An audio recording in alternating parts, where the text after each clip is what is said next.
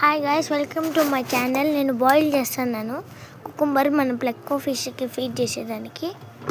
చూసారా, దాన్ని సిమ్కి ఆన్ మధ్యలో పెట్టాలా. ఎక్కువ ఓవర్ హీట్ ఉండకూడదు, తక్కువ హీట్ ఉండకూడదు. అది లోపల హీట్ ఎందుకు చేస్తామంటే పైనకి తేలుతుంది కుకుంబరు. దానికే చూసారా, అది కింద ఉంది కాబట్టి తీసినాము.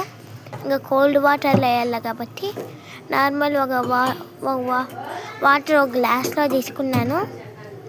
చూసారా, అన్ని నీళ్ళు ఉంటాయి చాలు వీటికి. మళ్ళీ దాన్ని ఉండండి, చేత్తో తీసేయాలని చూస్తున్నాను. అయ్యో, కాలిపాయ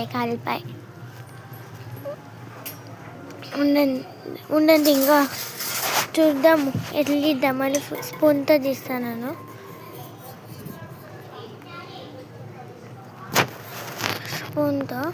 స్పూన్తో తీసేసాను.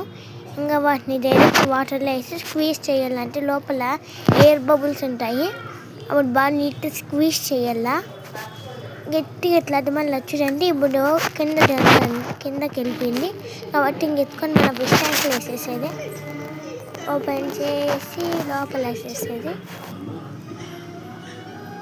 చూసారా, అది లోపల వెళ్ళిపోయి అద్దు అంతే guys. Okay guys, bye. Ish you all.